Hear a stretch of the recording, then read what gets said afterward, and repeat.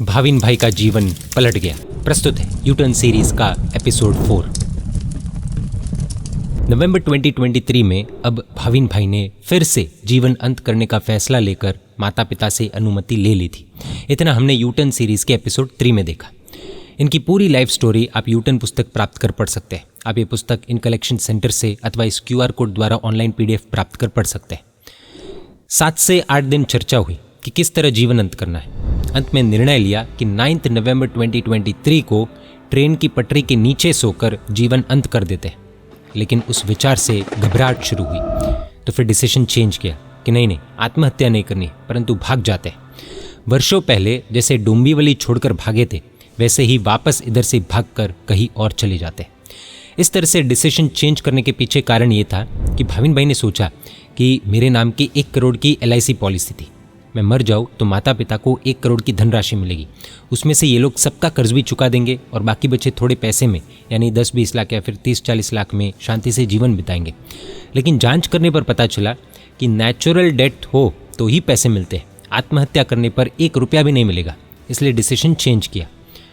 Just imagine ऐसे व्यक्ति के माता पिता किन हालातों से गुजरे होंगे कि उन्हें अपने ही बेटे को आत्महत्या करने के लिए अनुमति देनी पड़ी होगी।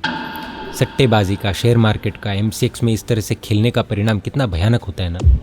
8 नवंबर 2023 की रात को भाविन भाई ने दक्षिण भारत का वो शहर छोड़ दिया और 9 नवंबर 2023 पहुंच गए मुंबई।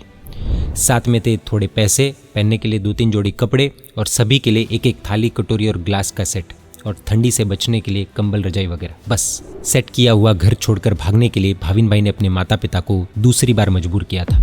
वहाँ पर तीनों ने अपने अपने फ़ोन्स बंद कर दिए थे, क्योंकि जिनके पैसे बाकी थे वे अथवा फिर पुलिस फ़ोन करके ट्रैक करे तो आसानी से पकड़े जा सकते थे। इससे बचने के लिए माता पिता का फ़ोन भी तोड़ दिया और तीनों का सिम भी। लेकिन अब क्या, रहना कहाँ, खाना क्या और करना क्या। भाविन भाई के पिता को कठोर दिल से कहना पड़ा कि बेटा भाविन, तेरे साथ में रहकर भाग भाग कर हम थक गए, हम सहन कर कर के भी अब थक गए। बेटा अब हम अगर अलग हो जाए तो अच्छा है, भगवान की कृपा होगी और भविष्य में वापस मिलने का लिखा होगा तो ज़रूर मिलेंगे। माँ आहटे भर भर कर रोने लगी। भाविन भाई के भी आघात का कोई पार नहीं था। भाविन भाई ने पूछा कि आप कहाँ जाएंगे। आंखों में आंसू के साथ पिता बोले कि वीरपुर, सौराष्ट्र की तरफ जाएंगे। सुना है वहाँ बहुत वृद्धाश्रम है, किसी वृद्धाश्रम में सहारा मिल ही जाएगा तो अंतिम जीवन वहाँ ही बिता देंगे। भाविन भाई ने भविष्य का सोचते हुए पूछा कि पापा, अगर किसी वृद्धाश्रम ने आपको नहीं रखा तो पिता बोले फुटपाथ पर रहकर भीख मांगकर पेट भरेंगे। आज भी भारत के लाखों लोग इस तरह से जी ही रहे ना। पिता के उस उत्तर में कोई कटाक्ष नहीं था। भाविन भाई को थोड़ा सुना देता हूँ, वो टोन भी नहीं थी। शब्द में सत्य था, हकीकत थी और चुपचाप स्वीकारा जा सके ऐसा भविष्य था। बस भाविन भाई ने सोचा कि एक युवान बेटा है और माता पिता को वृद्धाश्रम की ओर जाना पड़ रहा है। जो कमाया हुआ था वो भी गवा दिया, ऊपर से कर्ज का बोझ चढ़ाया वो अलग। खुद के ऊपर भाविन भाई को धिक्कार महसूस हो रहा था। धत यार, ये मैंने क्या कर दिया, कहाँ थे और कहाँ ला कर रख दिया माँ बाप को। काश मैंने शेयर मार्केट में हाथ नहीं डाला होता। अब आगे कोई ऑप्शन नहीं था, इसलिए भाविन भाई ने अपने पिता के पैरों में गिरकर आशीर्वाद लिए। भाविन भाई के पापा रोते हुए बोले कि बेटा बस, अब गलत कदम मत उठाना। सिर्फ इतना कहा और उनका गला अटक गया। माँ के चरणों में गिर पड़े और माँ भी अपने बेटे के गले लगकर ज़ोर ज़ोर से रोने लगी, क्योंकि अब वो माँ अपने बेटे से हमेशा हमेशा के लिए अलग होने वाली थी। माँ ने पूछा, बेटा तू कहाँ जाएगा? और अचानक भाविन भाई को तेलंगाना राज्य का लगभग 1400 वर्ष प्राचीन तीर्थ श्री कुलपाक जी तीर्थ याद आ गया। इस तीर्थ की भाविन भाई ने 2 बार यात्रा भी की थी और वो भव्य प्रतिमाएं, अद्भुत भगवान, शांत वातावरण भाविन भाई को अपनी ओर बुला रहा हो ऐसा महसूस हुआ। भाविन भाई ने अपनी माँ से कहा कि अभी तो मैं कुलपाक जी जाऊँगा और वहाँ पर प्रभु की भक्ति करूँगा, बाद में क्या करना वो तो भगवान ही जाने। माता पिता के पास थोड़े पैसे थे तो वो पैसे लेकर वे पहुँचे सौराष्ट्र के वीरपुर और भाविन भाई मुंबई से पहुँचे हैदराबाद और वहाँ से श्री कुलपाक जी तीर्थ। 5 दिन वहाँ पर रुक गए, लगभग 11 नवंबर 2023 से 15 नवंबर 2023 तक।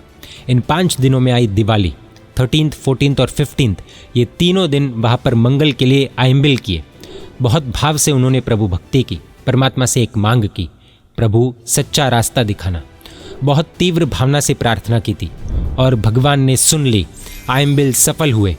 अब तक जितना हमने भाविन भाई के बारे में सुना है, वो सब सुनकर शायद हमें गुस्सा आया होगा, नफरत आई होगी कि ऐसा बेटा किसी माँ बाप को ना मिले, ऐसा व्यक्ति मेरे सामने आए तो अक्कल ठिकाने लगा दूँ, एट्सेट्रा एट्सेट्रा। इतने गलत काम करने के बाद भी ऐसे व्यक्ति को कौन स्वीकारेगा, राइट? ये क्वेश्चन आता है। लेकिन ऐसे व्यक्ति को भी भगवान स्वीकारते हैं, ऐसे व्यक्ति की भी प्रार्थना हमारे परमात्मा सुनते हैं, बस इसलिए वे परमात्मा बन पाए। भाविन भाई को जज करने से पहले थोड़ा रुकना होगा, कहीं ऐसा ना हो कि बाद में हमें पछताना पड़े कि अरे बाप रे, इस व्यक्ति के बारे में मैंने कितना भला बुरा सोचा। खैर, बढ़ते आगे।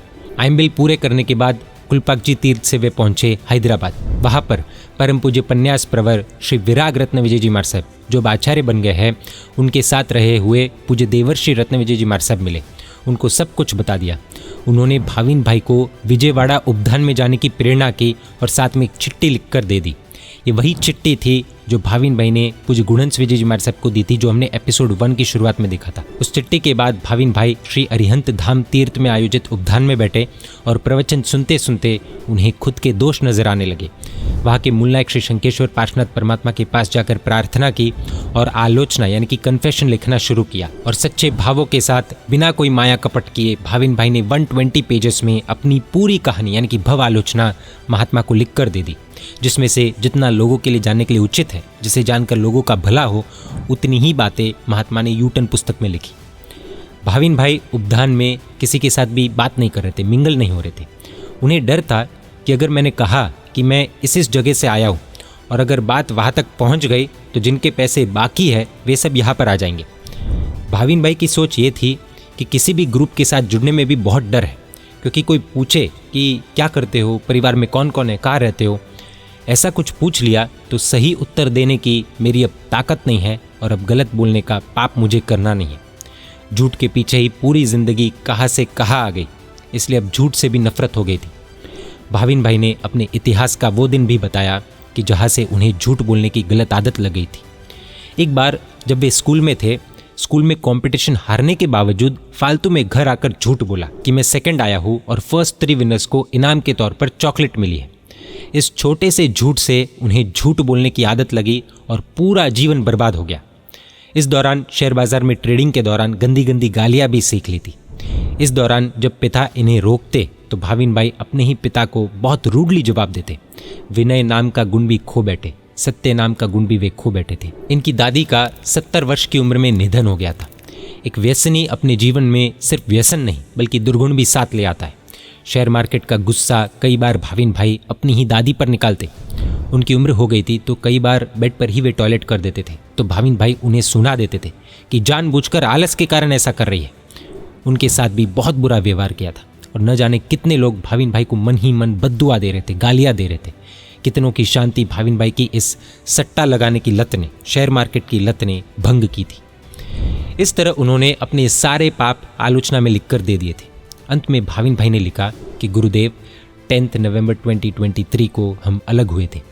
उस दिन अंतिम बार अपने माता पिता से मिला था। आज 5 जनवरी 2024 को ये सब लिख रहा हूँ। 10 दिन बाद मेरी मोक्ष माला है, लेकिन नसीब देखिए मेरे माता पिता आज कहाँ है वो आज मुझे पता ही नहीं। अब वापस माता पिता मिलेंगे भी या नहीं, ये भी एक बहुत बड़ा प्रश्न है। आज पता चलता है माँ का प्रेम क्या होता है, बाप की डांट का क्या महत्व है। मेरे लिए उस माँ को कितनी पीड़ा हो रही होगी। उस जीव को तकलीफ देने में मैंने कोई कमी नहीं रखी। भाविन भाई ने महात्मा से कहा कि गुरुदेव, मैंने सिर्फ माँ बाप की नहीं बल्कि मेरे जैन धर्म की भी आशातना की है, घोर अपमान किया है। एक बार दोस्तों के बीच कहा था कि जैन धर्म माई फुट, जैन धर्म तो मेरे पैरों की जूती है। आज उस भूल का एहसास हो रहा है, बहुत दुख हो रहा है। जिस जैन धर्म को मैंने गाली दी उसी जैन धर्म ने मुझे अनकंडीशनली स्वीकारा है। मेरे भगवान ने मुझे स्वीकारा, आप गुरु भगवंतों ने मुझे स्वीकारा। मेरे पाप जब उदय में आएंगे तब क्या होगा वो सोचकर ही भय लगता है। मैं जब दक्षिण में उस कंपनी में काम कर रहा था तब एक तरफ गलत धंधे कर रहा था तो दूसरी तरफ मैं अच्छा हूँ, धार्मिक हूँ, ये दिखाने के लिए 2 काम करता था। रोज़ की 50 रुपये की रोटी गरीबों को देता और रोज़ सुबह पूजा करने जाता, जिससे मेरी धार्मिकता को देखकर भी मुझे अच्छा इंसान मानकर मेरे जाल में लोग फंस जाए। आज तो वे लोग भी शायद मेरे कारण मेरे धर्म को गाली देते होंगे, जैन धर्म पर द्वेष करते होंगे। पता नहीं मेरा क्या होगा। भाविन भाई का कहना था कि माता पिता को वंदना ये गीत सुना तो ऐसा लगा कि मैंने मेरे माता पिता के जीवन में सिर्फ और सिर्फ कांटे भरे हैं। आज भी मुझे विश्वास है कि वे दोनों इतना कुछ होने के बाद भी मुझे कोसते नहीं होंगे और मेरा हित हो यही चिंता करते होंगे। आज लगभग 55 दिन हो गए उनसे अलग हुए। आज माँ बाप की असली कीमत पता चल रही है। साथ थे तब माँ ने कितना कुछ किया, लेकिन मेरे मुंह से कभी एक तारीफ नहीं निकली। पिता ने इतनी बार समझाया, लेकिन उनकी सुनी नहीं। मैंने मेरी माँ को माँ नहीं बल्कि बिना वेतन की नौकरानी ही समझी। माँ ने कभी कोई डिमांड नहीं की, ना कोई कंप्लेंट की। कुदरत ने, मेरी गलत आदतों ने मुझसे मेरी माँ को अलग किया तो अब समझ में आ रहा है। मैंने जगत का सबसे निस्वार्थ प्रेम खो दिया गुरुदेव, लेकिन अब मैंने मेरे जीवन का सबसे श्रेष्ठ काम किया है, उपधान। मेरी मोक्षमाला में तो कोई नहीं आने वाला है, बस सिर्फ माता पिता भी होते तो चल जाता। उन्हें ये सब बदलाव देखकर बहुत आनंद आता कि मेरा शैतान जैसा बेटा संत जैसा बन गया। ये देखकर ज़रूर उन्हें आनंद आता, लेकिन अब तो ये कैसे संभव है? I think it's impossible. इस तरह से भाविन भाई ने अपने जीवन की पूरी बात भवालोचना में लिख कर दे दी। मोक्षमाला को 10 दिन बाकी थे। क्या भाविन भाई को अपने माता पिता मिलेंगे? क्या माता पिता अपने इस कू से सुपुत्र हुए भाविन भाई की मोक्षमाला देख पाएंगे? क्या इन तीनों का मिलन फिर से कभी हो पाएगा या नहीं, जानेंगे एपिसोड 5 में। जय जिनशासन, जय महावीर।